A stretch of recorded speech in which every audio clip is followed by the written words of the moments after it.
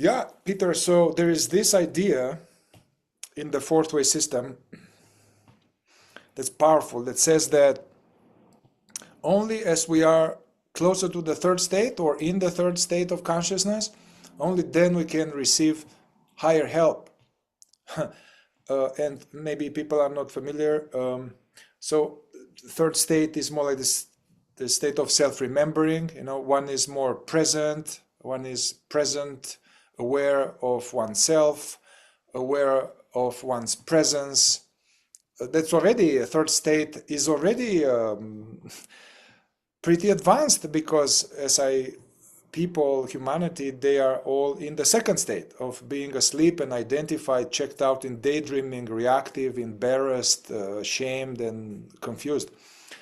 But anyway, it was shocking to me that Gurdjieff said only in the third state you can, which is already awakening, it's already, one is more conscious, only then one can get help from above. And you said you had some thoughts on that, or? Well, of course, it's so connected to the fourth way idea about the states of consciousness, or what I would call, you could also call degrees of the consciousness of awareness, degrees to which awareness is conscious as itself. It may or may not include being more conscious of things, but it's principally more awareness, realizing more its nature as awareness, that this can grow.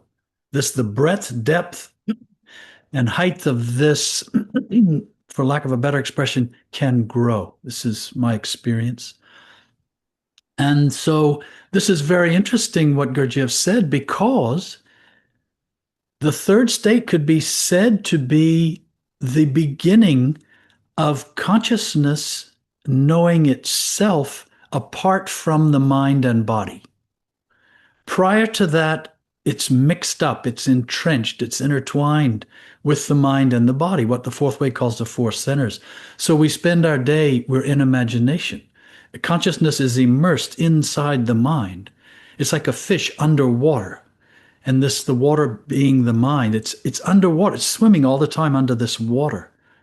And it doesn't know itself apart from the water. Even though it can begin with these spiritual ideas, in particular the fourth way now we're talking about, it can learn to start distinguishing itself. The fish can start realizing, wait a minute, I'm a fish swimming in this ocean, or I'm a drop of water in this ocean, but I'm still in this ocean. Now this third state represents the fish in this analogy coming up to the surface. It comes up to the surface now and it kind of pokes its head above the surface of the ocean, and it realizes, whoa, I'm actually in an ocean. And I'm in that ocean. Most of the time I'm underwater. There's a whole sky up here. There's a whole nother dimension. And now I'm aware of it. For as long as I'm at the surface, I'm aware of it, and I'm aware of myself. And we're talking about consciousness now, not the person. Talking about consciousness in the person is now recognizing itself as this awareness, this consciousness, and it sees there's a whole nother dimension that it's usually oblivious to, because it's underwater, it's entrenched in this idea of all this life under the ocean. And so, and then of course, this fish can begin to have, it doesn't know it, but it has some wings, and it can begin to be a flying fish. And it can breathe outside And of it the can breathe ocean. air. That's right. It can breathe very well. Very well. And then now it starts to come to the surface, and it learns to jump and fly for just a short distance, for a short period of time. It has moments where it's flying. And this is kind of what this transition to the third state of consciousness is in the fourth way. Now this fish of awareness can also be a drop of water, can jump up into the air and start to experience itself as water vapor. Mm-hmm. It's no longer just water. It's now distilling itself out of its lower form, out of its denser form, into a higher form. This is alchemy, esoteric alchemy. And So then from there, this flying fish this is just an analogy, but this is awareness becoming more, recognizing itself more and more as just pure awareness, not the mind, thoughts, body, person, activity, life, troubles, concerns, hopes, aspirations, none of that. It's pure awareness. Now this flying fish can transform into a bird. And now this bird is in this other dimension. It's living in this other dimension. It's flying in this other dimension. It's looking down at the ocean. It can see there's that ocean down there. That's where I was. I was lost in the identity of being a fish under the water. I've now transformed. I'm up in this other dimension. And what's so interesting is the fourth way, in many regards, is a detailed description of life in the ocean. And how it's not consciousness. But the fourth way does include, particularly in the cosmology, some explanations, descriptions of the sky and what life is like in the sky. But they are fewer. Anyways, this bird can then, so the fish is like the third state of consciousness, the flying fish. It's the beginning, reaching the surface, starting to fly a little bit. And now this fourth state of consciousness is really more about this bird. It's now transformed into a bird. And it's now in this other dimension, permanently living there, living from there. Then theoretically, this, to use this analogy, the bird can transform into, let's call it an angel, that can exist outside the atmosphere of the earth, beyond even the sky. Now, the entire territory of the universe, vast empty space, infinite space, is its territory. So this is an expansion of this awareness I'm talking about that can grow, and it is awareness. It is not the person. Pardon me. Another way to look at it is water in a sponge. If you think of water as consciousness and a sponge as the body and mind, water, when it goes into a sponge, that sponge fills up to the point that neither the sponge thinks it is the water, and the water thinks it is the sponge. And you can say to someone, "Are you conscious? Do you realize your true nature?" And they go, "Oh, yes, I do." But in fact, the water is still in the sponge. It may begin to know itself as water, but it's still in the sponge. And now it's another thing for this water to start to evaporate out of the sponge. And again, become water vapor, which then becomes just pure oxygen. Pure air, which then potentially could become, I think it's what scientists are now calling, physicists are calling dark matter. This even rarer, more rarefied substance that pervades everything. That is it is the arena in which everything exists. It is this other, it's even beyond oxygen, it's beyond all the gases we know and so on. So this transformation can happen. So I've elaborated more than I intended to about these states of consciousness or these degrees of awareness according to the fourth way.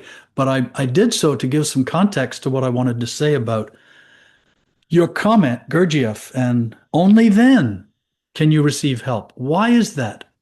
Yeah. And we want to talk also about what is this, what kind of help? What do you mean help? Help for what? What kind of help? Help from where? And for what purpose do you need this help? This is very interesting because at this point he's talking about it is now consciousness that is interested in this help. It's not the person. It's not Peter. It's not Peter's mind conceiving, having a concept about this idea of higher help. It is awareness having a perception about these higher dimensions. So what does help mean? We need to be real clear about this too. So the person may think, "Oh, please help me, God. I need help to awaken, to become enlightened or whatever, to heal, to purify. Please help me." And then how are you going to help me? So what is help? Help is not financial assistance. Help is not a good relationship, is it? Or maybe it is. This is worth investigating. What does help mean? Who's asking for help? Who needs help? what does help mean? Where's help really coming from? In what form does it come? And what effect? What's the result of receiving all this help? This is big. This is big. And a religion takes on this idea, but it's so easily discombobulated, misconstrued, misappropriated by the mind and even by our emotions. This idea of help. So, but Right. Well, I have some. Gurdjieff is saying the reason is because it is consciousness that is the antenna that goes up and can receive so-called help. Yeah. It is not the mind. Yeah. Now consciousness is starting to separate itself, liberate itself from the mind. Now something else can connect. Yeah. What is that? How does that work? This to me is what he's referring to. Yeah. Well, to just go back for a moment, in the second state, where that which is aware right now doesn't know itself and is weak, let's say, and constantly lost in the phenomena,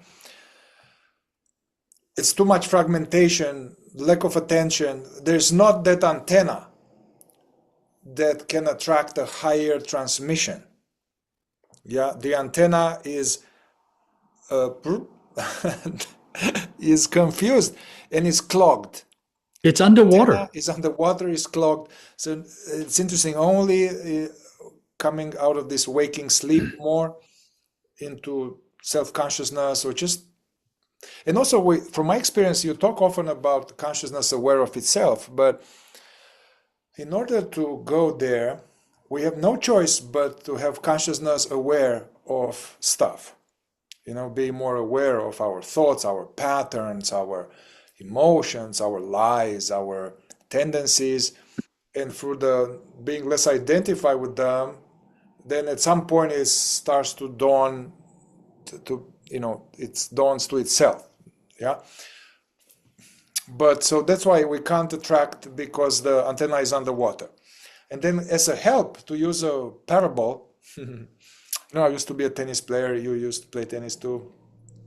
So help is, to use an allegory, parable, help, which is help to help to awaken, because the idea is that in the fourth way that a sleeping person cannot awaken by itself, cannot, or maybe it's highly unlikely, maybe one or two people, they happen to awaken spontaneously by itself, but this is so unusual that as a rule it's impossible. So we need to attract higher help. So the help would be like this.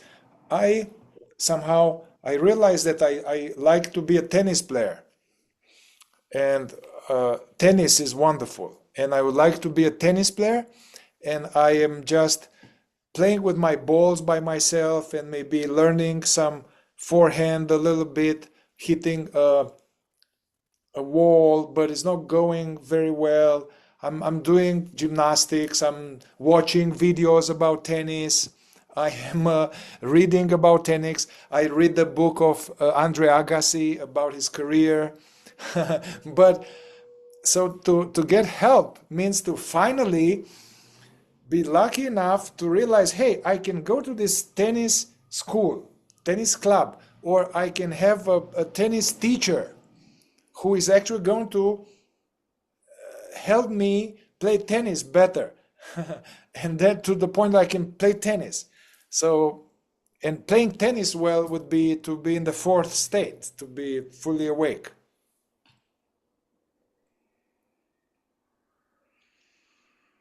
That's my idea. Also in naval warfare, at least it used to be, I don't know the technology now, the submarines, when they wanted to communicate with their home base or whomever, they had to come to the surface, and where their antenna could now be out of the water. And from there, they could receive transmissions. They could send and receive transmissions. I don't know the technology now, whether they can underwater do that. I don't know. But in this analogy and this idea that what I'm trying to say is that this third state, it's not that you immediately would receive help, it's that now you are receptive to the transmissions coming from that higher dimension, whatever that may mean. That may also mean that we used to talk about this in our school, was this idea of changing your level of being. And what it meant is you could read the same spiritual quote or explanation that you read a year ago, but now your consciousness is more,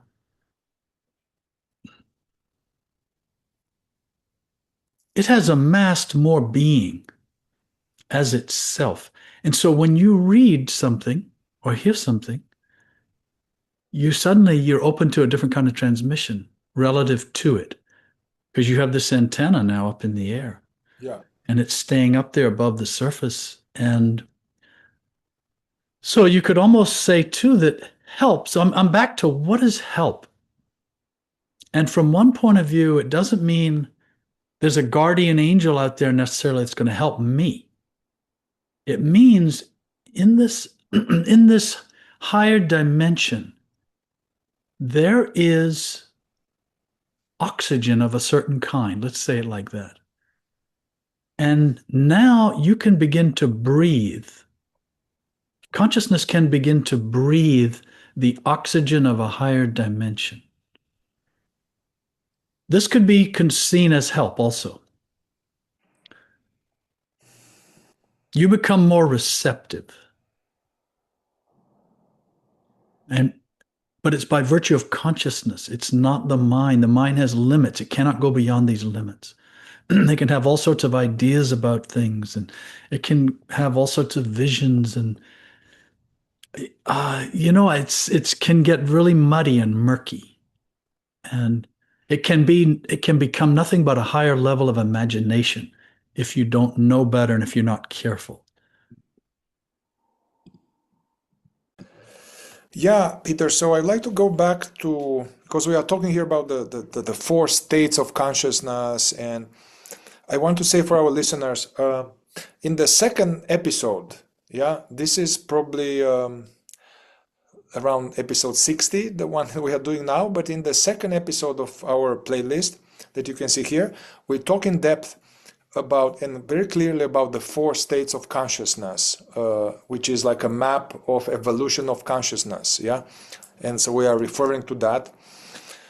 But what I wanted to bring here is that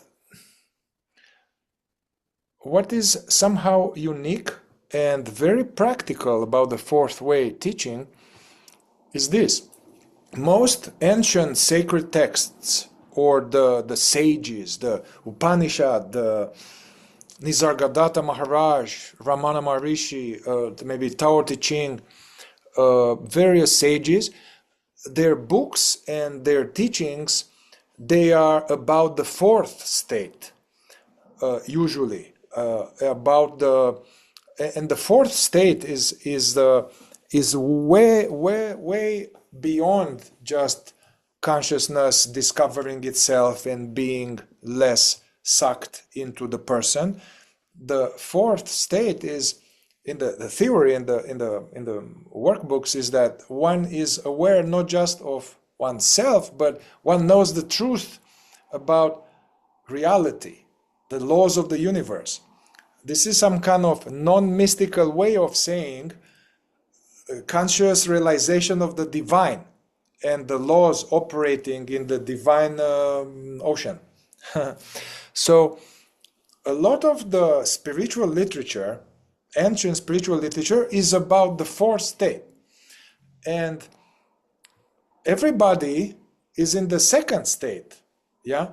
So somehow it's not practical and can be extremely frustrating and disappointing to be in the second state and trying to understand or even to get to that high level. It's very unusual. So that's what's special about the fourth way and Gurdjieff, is that he didn't talk much about the fourth state. He didn't talk much. And he focused, he said that this will create imagination for people who are asleep. So he focused, it seems, a lot of his work to get people to the higher level of the second state, to be a little bit less asleep, thinner sleep, and then get to the third state, self-consciousness. So then, because that's practical, otherwise it's dreaming. Yeah. So I know if Gurdjieff lives some more, or anyway, my point here is that a lot of the people that I know, they are going to this universal, they're trying to grok this universal consciousness and realization of the divine and the emptiness, and Atman and Brahman are one, the Father and I are one. They're trying to get there, but it's so far from there, so it's not possible. And in order to get there, you need to go to the third state. I believe teachings like Thich Nhat Hanh, Eckhart Tolle, they tackle this, get out of sleep and getting into a more overall level of presence. Yes, another way to say perhaps what you're saying is the mind cannot go to the fourth state. And this is what often happens is when people hear about it, they try via the mind to think their way or feel their way via sensation or via emotion. They try to use the mind, try to use the four centers, as the fourth way says, as antennae to reach the fourth state, and that doesn't work. That can never happen. It will always be imagination. It will always be a concept. It will always be a misinterpretation, a misappropriation. And only awareness itself can make this jump. And so it's not a jump necessarily. It's a movement. It's a realization of itself in a higher dimension. And ironically, a higher dimension of itself. Mm. And it doesn't mean, Gurdjieff said, yes, then in the fourth state, you have knowledge of everything. It doesn't mean that now suddenly you know everything and you understand all the laws of the universe. What it means is there's now this antenna in that higher dimension, and now that antenna can begin to pick up signals about all these laws, about this higher reality, about the nature of the source of life and creation and awareness itself. It can start to pick up signals, transmissions, if you like, because it is the apparatus that can do that. And now it can begin to know, quote unquote, know without thought, without emotion, know directly through perception about the nature of reality. But it is an endless classroom. It is an endless learning. It is not a sudden, now you know everything. So again, this is sort of intriguing to the mind. Ooh, suddenly I won't know just everything we know here as humans. I'll know all about the universe. Kind of, it's imagination, and it's not like that. Mm-hmm. So it's interesting. This teacher, modern day teacher, who had some experience with the fourth way, Rupert Spira. He was saying something like, the journey to God comes to an end, but the journey in God never ends. We can look at it, the journey to presence can come to an end, but then the journey in presence, as presence, never ends. That's lovely, yes. I remembered, Peter, what is it that you wanted to talk about this meeting? You were mentioning this allegory of, like, I guess, styles of teaching. And there's like a teacher who is on the 8th floor and says, oh, wow, guys, it's like beautiful. There's the vista here, and there's a wonderful, and I see the hills in there, and it's wonderful. The north wind is brushing on my face. But he's talking to people who are at the bottom of the building, on the sidewalk with the traffic, and he's telling them about the great vista on the 8th floor. And so that's what is the fourth way. It doesn't start talking about the vista at 8th floor, is giving practical instructions for the people who are trying to find the door to the first floor and how to find the stairs and how to, there's a labyrinth actually. It's not so clear, it's a labyrinth. So how to, I think that was what you wanted to touch on. Yes. And it is the labyrinth of our own mind and our own concept of I and all of this. This is fascinating. Yes. And then, this ties into the idea of the progressive path and the direct path and the non-path or no path and such. Because, yes, how do you get up to this top floor where this person, this teacher is talking about the great vista, the grand vista, bliss and peace and joy and happiness and the universal love and everything like this, right? So how do you find the door to this building? How do you find the stairs? Is there an elevator? Possibly you could take instead a more direct path to the top floor. And what about no path? What about just suddenly appearing at the top floor? Can you do that? Is that viable? Is that doable? So yes, this is all worth, again, we're talking via analogy, but it has so much meaning from the point of view. And you and I have talked about it many times, Mihai. Sometimes we'll be talking and we'll realize almost after the fact, you know what? Was that really practical for anybody who was listening or watching? Because nobody wants to know necessarily what our experience is right now. They want to know how they can begin traveling the labyrinth of themselves more successfully and verify, confirm for themselves that it's true for them what we are talking about for ourselves. This is what's important. And anyway, so yes, that's something I had wanted to focus Yeah, on more. we did have a talk maybe 4 or 5 talks ago. It's in the playlist here. Something like walking the labyrinth of the fourth way. And we are giving some very practical suggestions. Okay, you are new to this, you resonate with this, you like this, start here, practice this, and then you are going to face this obstacle, and then go there. So we did a little bit of beginner, what to focus on.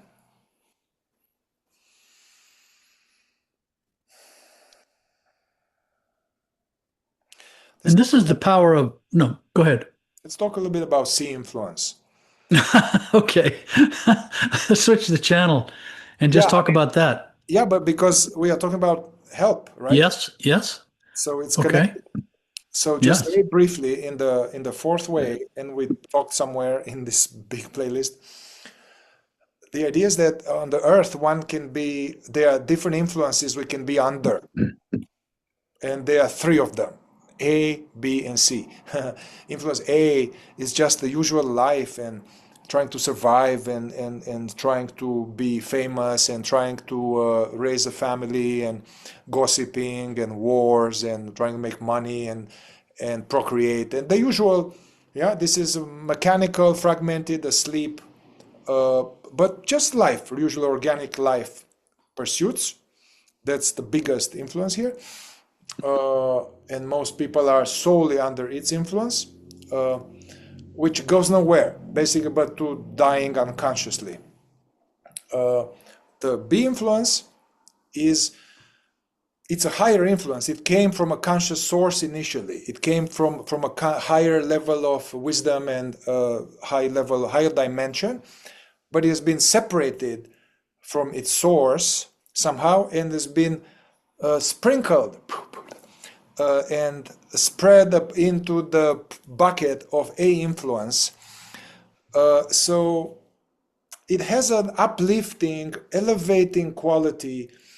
It talks of a higher dimension. It talks of God. It talks of presence. It talks of some deeper stuff. However, it's diluted, it's distorted.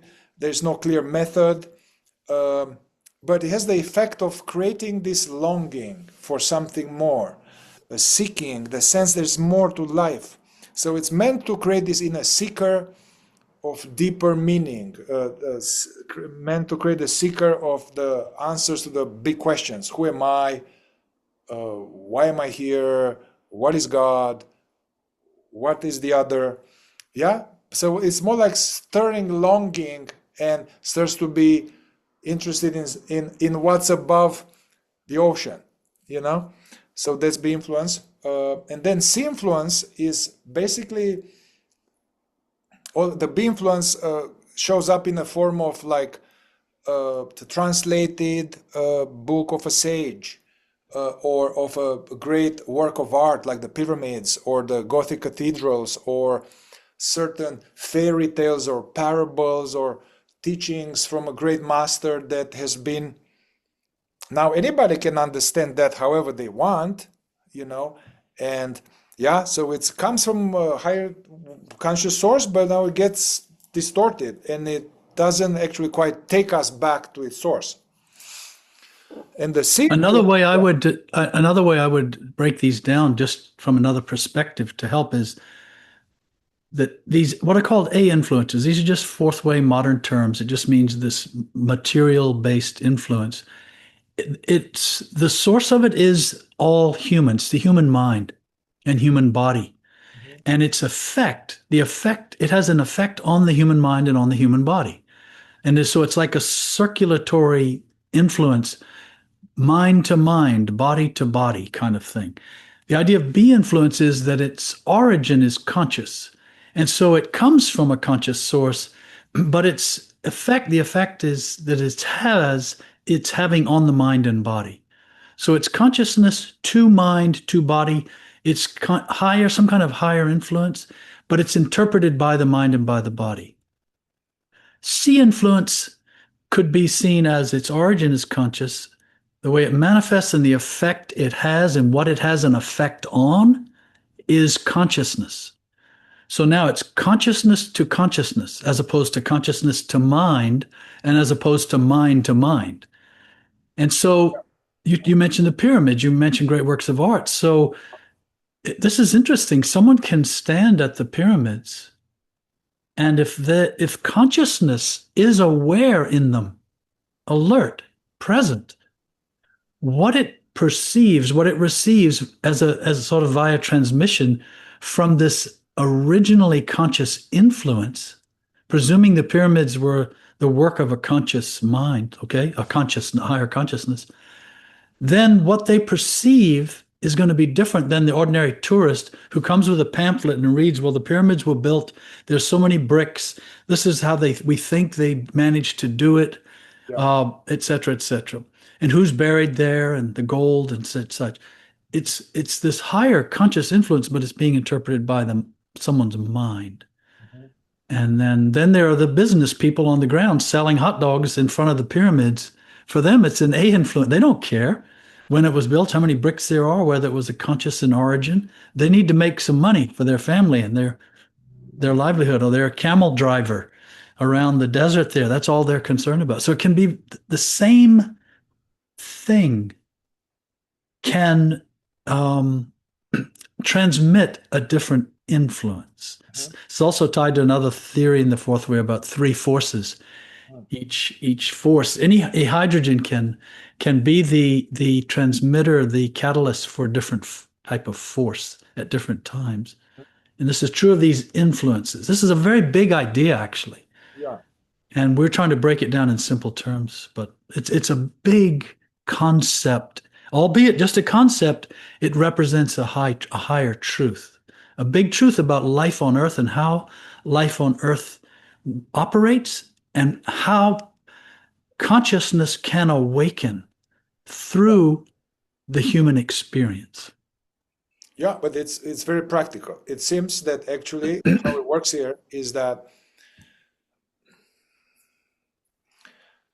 a mature seeker realizes that the B influence is of great value, and is consuming a lot of B influence, is reading the Quran, reading the Sufi masters, reading the Bible, is dabbling with mindfulness, is reading Master Eckhart, yeah, whatever. And then something in him gets more inspired for the source of that, yeah.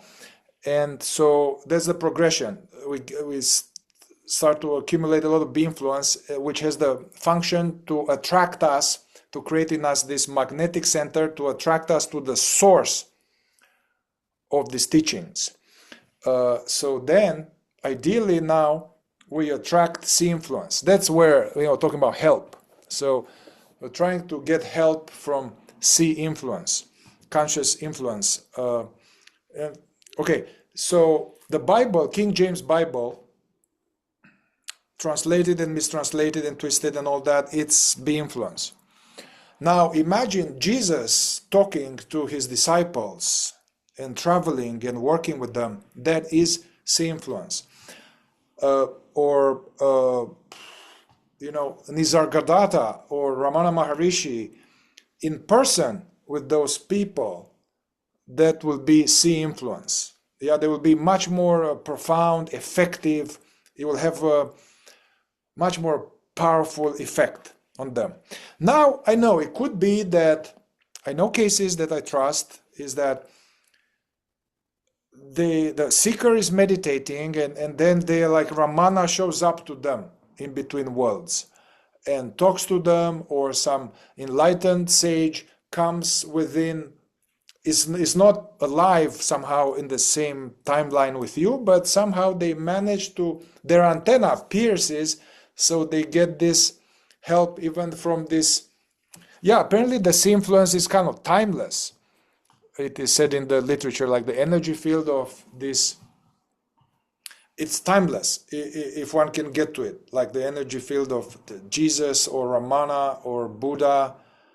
If one can raise the antenna high enough, one will receive direct influences from them. So that's what we are, that's what we are, that's a true help, which will be less. We just need to be careful too, because you're saying them. Again, there's a difference between how the mind conceives of this idea of C influence, how the mind conceives what Ramana Maharshi, Jesus, I can somehow connect with them. See, this is different than how consciousness itself perceives. We're talking about consciousness. We're talking about awareness. We're not talking about people. Yeah. There is no more Ramana Maharshi in his loincloth sitting there in India. There is no more Nisargadatta in his apartment in that form. Yeah. We're talking about the consciousness that awakened through those catalysts, those temples, realized itself within the scaffolding, the framework of those temples who had the names Ramana Maharshi or Jesus or whatever. So this is very tricky. And then you see, again, we're talking about consciousness in us somehow connecting with this higher consciousness, not a person and a person. And it's not a person with a consciousness. See, the person, the human being, can never touch this conscious higher consciousness, this C influence. The person cannot do that. It's imagination.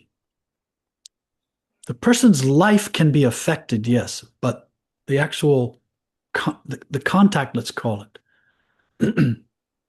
Again, this is why Gurdjieff didn't go here, because if consciousness itself is not awake, aware, knowing of itself, then it is imagination. It's just conceptual. It's fanciful. And it's been misused for centuries. All the way from the idea of the fortune teller to the person now who claims, rightly or wrongly, that they are an intermediary. I'm now channeling Ramana Maharshi. And I'm now going to tell you, Ramana is saying to you what you should do with your life is blah, blah. We have to be very careful. It's easy to be naive and overly hopeful in a wrong way. This is why we're back to, hey, let's talk about helping someone find the door, not talk about what the beautiful view looks like. Because, well, I went a little bit with this, because I noticed cases that seem valid, that they serious deep seekers, through their antenna raising it high, they attracted some assistance from some non-physical entity, which is consciousness. Yeah, and it somehow helped them to really wake up. But more often than not, but that can create imagination and create all kind of illusions and ignorance and stuff. The most common thing is actually to attract a teacher who is conscious. And then for the direct interaction with this person, direct interaction, not books, so there's a direct in the moment interaction. Then that is one of the most powerful tools for accelerated or less going around the labyrinth. At least in my case, whenever I was exposed, more directly exposed or having actual time, not just YouTube. I mean, YouTube is wonderful, but interaction, spending time with them somehow, asking them questions, they giving me photographs, give me feedback, and this hanging out in this way, that is C-influence. And this raises another very interesting question, Mihai. Not question so much as this whole thing, this age we live in now with the internet, even you and I now talking like this is not in person. You and I were together, in fact, recently. We spent 3 days together here at my home and when you visited, and it's very different, isn't it? To actually be with each other and be in the, not just the physical presence, but in the conscious presence of one another. There's so many things that can happen. And so we live in this age where there's all this interest in spirituality and such, and so much of it is taking place communication-wise across the internet or through electronic devices. In the past, this would have never happened. You would have gone. You might have traveled halfway across the world. You would have given up your life as it was in some form to go find this, hopefully this source, this higher source, this sea influence, because you wanted to drink directly from the fountain. You didn't want a bottled. You didn't want the bottled water, and you didn't want an imitation bottled water that had just been sweetened to taste good. You wanted to go to the original fountain. So now we live in this age. There's a lot going on with communication of ideas like this, and it is a question. I said it's not a question, but it is kind of a question. How well can this, what's called C influence, be transmitted and be received through? And I don't have a definitive answer. I think it is possible, and I think it's not always happening. Yeah. So it's interesting. I have chose a teacher that is helpful. She's more conscious than I am. And she does events in person as well as online. I mean, on Zoom. And she sometimes says there are people online and they are, and she says, hey, I'm glad you're there, and there's help in between worlds everywhere. God is everywhere. Consciousness is everywhere. I'm with you everywhere. However, I would love if you can come here in the same room with me so we can breathe together and we can talk and be in the same room. I would love if we can do that. That'll help you out, So that's what she was saying.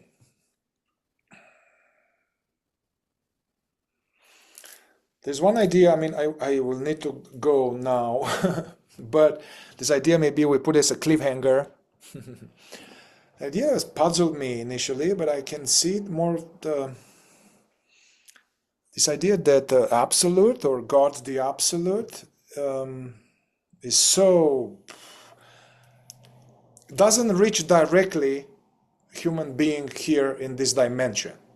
This is the fourth way idea for the ray of creation. They're like dimension within dimensions, and the pure influence of the creator. As things get more for different realms, it doesn't reach purely.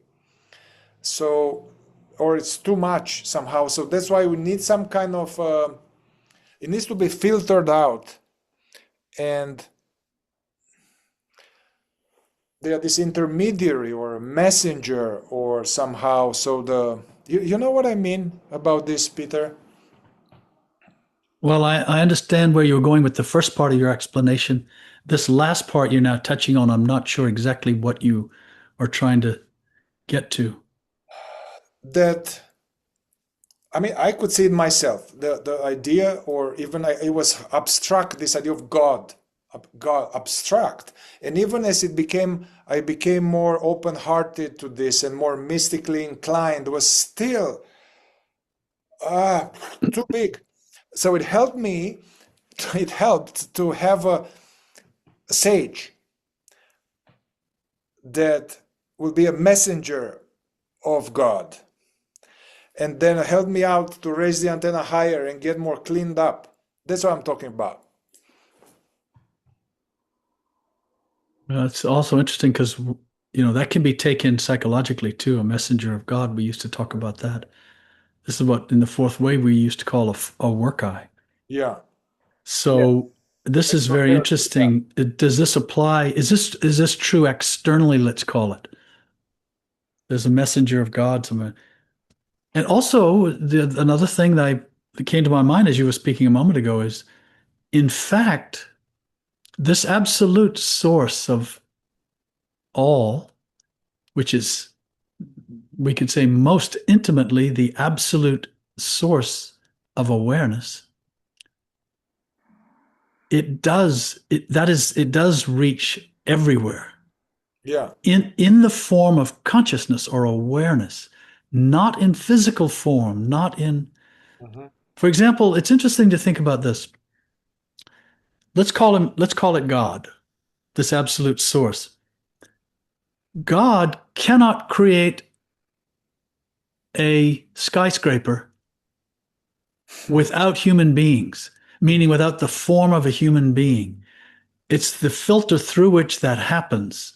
So God, I mean, I'm just presuming, can't sit there and just create a skyscraper or an automobile or look around at man-made things, an asphalt highway. It just cannot whip it into shape. It needs to create all these other forms in between, these messengers, these intermediaries who will carry this influence into denser and denser worlds, denser and denser forms, and then it can manifest as a, let's say, a skyscraper, a house. Mhm. Nature does not build houses on earth. Mhm. Whatever the influences are that create nature on the surface of the earth, which does not need man, does not need mankind, all the nature you see doesn't need a human being, Mhm. right, to come into existence. Something else is bringing it into existence. But human beings have brought into existence all these other things. And it's interesting to, when you go for a walk or for a drive, look around and sort of distinguish what nature put here and what man has put here. Mhm. And like compare a telephone pole and a tree. They're Mhm. very different Mhm. based on the same idea, but nevertheless, so this absolute needs all this intermediary worlds, as the fourth way would describe them, in order to manifest things at our level. But consciousness, I would say, I would profess that this is the exception Mhm. to that. It's the same consciousness. Mhm. And in fact, you could go so far as to say this, how is it that the consciousness of the all could perceive at this level, in this low, very low dimension of human life on earth? Well, it can do so through the eyes of each human being. Mhm. Consciousness can look through the eyes of each human being and see. There's far too much on earth for any one person to ever perceive and digest and absorb and take in. It's just it's impossible. But if you put it all together, you could conceive that there's some higher awareness taking all of it in through each of these little organisms, each of these little corpuscles called human beings. So, anyways, but Yeah, I hate to stop this. We are going very deep, and the earthly responsibilities have to stop here. But people interested, feel free to put here any comments on some topic of interest or any questions you may have, uh, and we'll continue, inshallah. Thank you, Peter. Inshallah.